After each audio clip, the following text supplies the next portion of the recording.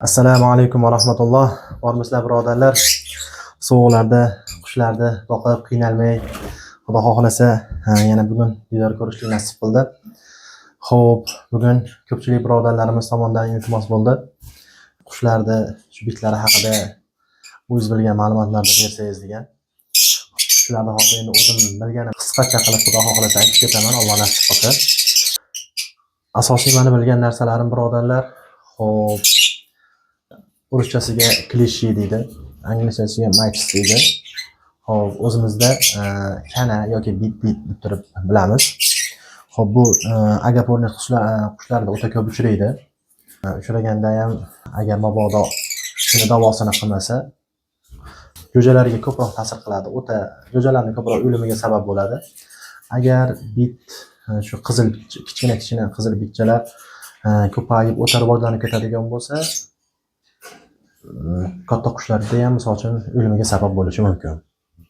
Xo'p, bu narsani birinchi asorati nima deydi? Salbiy deydimi? Yomon ta'sirini tushuntirsam, ko'proq xo'p, salbiy ta'sirlarni aytadigan bo'lsam, qush jo'ja ochgan o'zi asosan qushlar gnezdosini chekkalarga kirib oladi.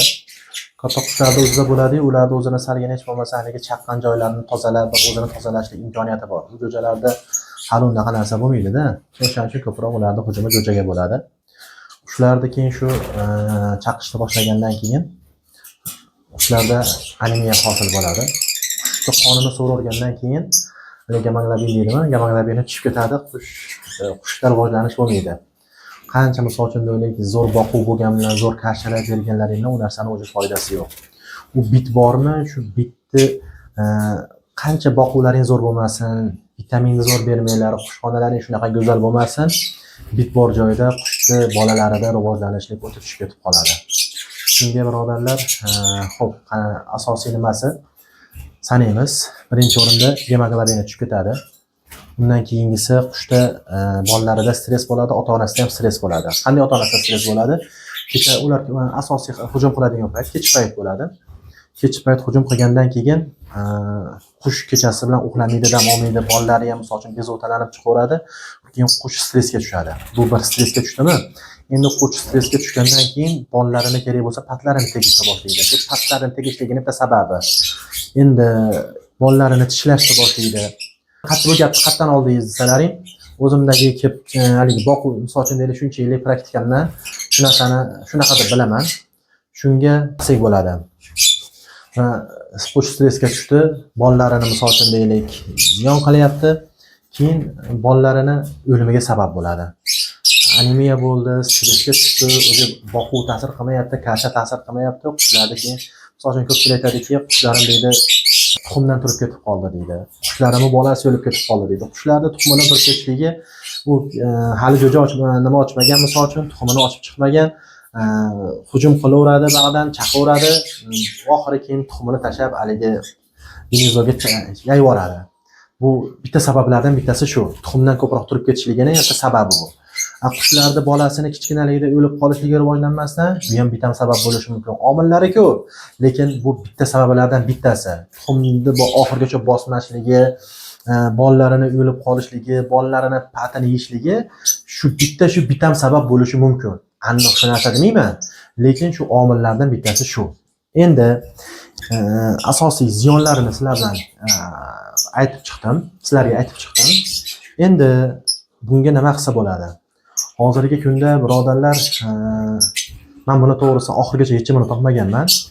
Umuman yo'qotib yuborib bo'lmayapti-da. Agar to'liq esimda qolgan bo'lsa, adashmayotgan bo'lsam, o'sha tuxum qo'ygan tuxumlari gnezdoni orasida qolib ketadigan bo'lsa, 1 yildan keyin yana olib kirib yana qushxonaga qo'yadigan bo'lsangiz, yana rivojlanib ketib, o'sha o'ziga kerakli, misol uchun deylik, namlikda o'ziga yetarli gradus topgandan keyin yana rivojlanib ketaveradi. Inkubatsion period deydi-ku. Nerashkalarda tuxum bosib yotishlik muddati 21 kundan 26 kungacha. Nima uchun 21 kundan 26 kungacha? Sababi namlik, havoni issiqligiga qarab turib, shu ochishligi shuncha muddatda bo'ladi. Endi bu bitlarda ham xuddi shunaqa. Misol uchun deylik, nima uchun yo'qotishlik qiyin? Tuxum qo'ydimi, yana tuxum qo'yadi, o'sha qo'yayotgan tuxumlari ularning inkubatsion periodi 2 kundan 3 kungacha. Va hali bitta joyda o'qsam, 7 kungacha ham bo'lishi mumkin deb yozib qo'yibdi. Endi sepdingiz, dorisini sepdingiz, dezinfeksiya qildingiz, 3 kundan keyin yana ochadi u. Tuxum qo'yib qo'yganda 3 kundan keyin yana ochadi, yana ko'payadi, yana ochadi, yana ko'payadi. Uni har 3 kunda bu degani dezinfeksiya qilishni to'xtatmaslik kerak. Endi obyemingiz katta bo'lgandan keyin o'tolmasligingiz mumkin. Imkon qadar endi shu. Endi nima qilishimiz kerak buni yo'qotishlik uchun? Birinchi o'rinda gnezdolarni olib chiqib, sezonni boshlanishidan oldin yaxshilab dezinfeksiya qilishimiz kerak. Yaxshilab dezinfeksiya qanday qilinadi desa, xohlasalar kuydiringlar, xohlasalar qaynoq suvda yuvinglar, bu ham variant. Shaxsan men qiladigan narsam yozda issiq chillasida gnezdolarni quyoshga olib chiqib qo'yaman. Haftalab, oylab kerak bo'lsa yotadi. Shu quyoshda qiziydi-da rosa. Keyin ishlatishdan oldin toza qilib yuvib olib kiraman. Olib kirganimdan keyin qushlarni hozirgi kunda bilsalaring Bars degan dorisi bor. Barsni tomchisi bo'ladi, sprey bo'ladi. Qush bolalariga bo'ladigan bo'lsa, Bars o'zi kuchli dori-da, birodarlar. Shu misol uchun deylik, bitta misol qushni o'zi kattalariga misol uchun tomizsalaring, kichkinalariga misol uchun Bars spreyini men o'zim shaxsan sepaman. Endi qo'llamaslik sizlarning o'zlaringizga havola. Sababi bu narsa hozir menda xudoga shukr shu vaqtgacha Bars sepgan bo'lsam, birodarlar, menda shaxsan ziyon qilmagan. Lekin bu kuchli dori bitta odamda qushi anemiya bo'lgan bo'lsa, u bitlab ketganda endi men oldini olib sepib yuraman. Ko'rdimmi, salgina paydo bo'lib qoldimi, gnezdolarimigacha sepib, qushlarning bolasiga ham sepib qo'yaman. Endi anemiya bo'lgan qushga, u kasallikka moyil bo'lib qoladi. O'zidan misol uchun deylik, qanaqa kasallik kelsa, o'sha kasallik o'zi anemiya bo'lgandan keyin sama-saboy o'zi nimasini tushib ketadi-da, immuniteti tushib ketadi-da. Shu immunitet tushib ketgandan keyin kasallikka o'sha moyilligi oshib ketib qoladi qushda. Shu sababdan ertaga sizlar misol uchun Bars sepsa, ishtimiz ziyon qilmas ekan degan narsa baribir bo'lib qolmasin. Men endi o'zimda tajribamdan o'tgan narsani sizlar bilan bo'lishyapman. Qo'llamaslik endi birodarlar sizlarning o'zlaringizga havola. Sababi ertaga sizlarga ziyon bo'lib qolmasin deyman. Lekin men hozirgi kunda to'g'risi Barsdan boshqa narsa topmadim. Sababi Farg'onada bitta zo'aptekada ishlaydigan akamiz bor. Sutli dori qilib beradi. Aytmoqchi bo'lgan narsamki, o'sha qushni o'ziga sepsiz ham ishlama qilmaydi deyishdi. Kletkasiga ham sepsiz ishlama qilmaydi deyishdi. Hammasini qilib ko'rdim. Oxirgi to'xtalgan narsam shu Bars bo'ldi. Barsning spreyi eng menga effektivniy bo'lib turgan narsa. Hozirgi kungacha endi to'liq yo'qotib olishlik imkonini men bilmayman. Balkim xudo xolasa vaqt soati kelib turib yana bir imkoniyati chiqib, biron bir spetsialniy misol uchun bir sredstvalar chiqib qoladigan bo'lsa, ularni yana xudo xolasa bo'lishamiz. Mana hozirgi kunda to'xtalgan narsam shu, birodarlar. Bit haqida xudo xolasa endi qisqacha bo'lsa ham bir ma'lumot berdim. Imkon qadar xudo xolasa endi rasmlarni xudo xolasa qo'yib berib ketishlikka harakat qilaman. Bit ko'rishi qanaqa bo'ladi? Gnezdoni misol uchun deylik, yana bitta narsani aytib qo'yay. Misol uchun men shu gnezdolarni fazzakazga sotganman. Chekkalarini klayga bostirganman. Sababi shu, mana shu gnezdo bilan yopishgan joyida orasiga kirib oladi. Shunaqa jikkigina joy bo'lsa bo'ldi, kirib oladi. Shu narsani harakatini qilganmanki, shu kley bilan bosishlikka orasida imkon bo'lmasa shularni kirishlikka deb. Allohga shukr, shu ham bir effekt berdi menda, xudo xohlasa.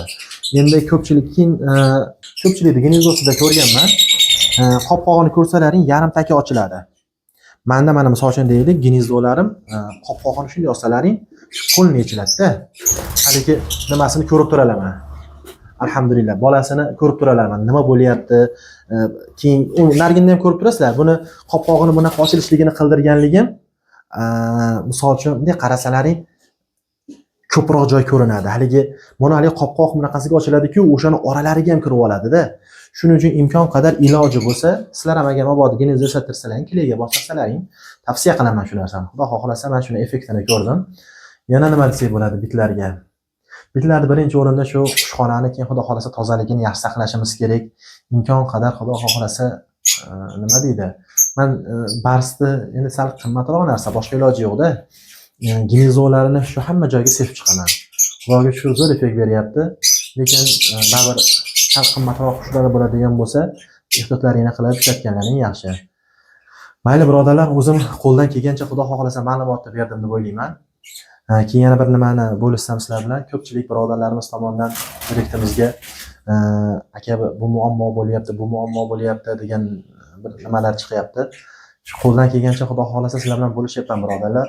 Sababi o'ziga yarasha meni ham tirikchiligim bor. Imkon qadar bu meni hobbim, bu meni tirikchiligim emas. Mani bu hobbim, alhamdulillah, shu hobbidan bir manfaatlanaman, ham daromad ham olaman, alhamdulillah. Agar qo'ldan kelgancha xudo xolasa sizlar bilan bo'lishyapman. Shunga endi imkon qadar o'zimni praktikamdan kelib chiqqan holatda sizlar bilan bo'lishyapman-da. Ko'p keyin misol uchun bitta savolda ko'pchilik beryapti. Uni har bitta odamga bittadan 20 minut, yarim soatlikda bo'lishlikka imkoniyatim yo'q. O'shaning uchun bitta kimda qanaqa nima bo'layotgan bo'lsa, bir haligi bir qushxonasida bo'layotgan muammo bo'lsa, shu narsani o'zimda ham boshimdan o'tgan bo'lsa, shuni video qilib qo'yyapmanki, ko'pchilik shundan manfaatlansin, foydalansin, haligi qushlarga ziyon bo'lib qolmasin, cho'ntagiga ziyon bo'lib qolmasin degan niyatimiz bor. Alloh nasib qilsa haqqimizda duoda o'tiringlar. Xudo o'zi bardavom qilsin sizlar bilan bunaqa ko'rishib turishlarimizni. Sovuqlarda qiynalmanglar. Alloh nasib qilsa yana ko'rishguncha salomat bo'linglar birodarlar.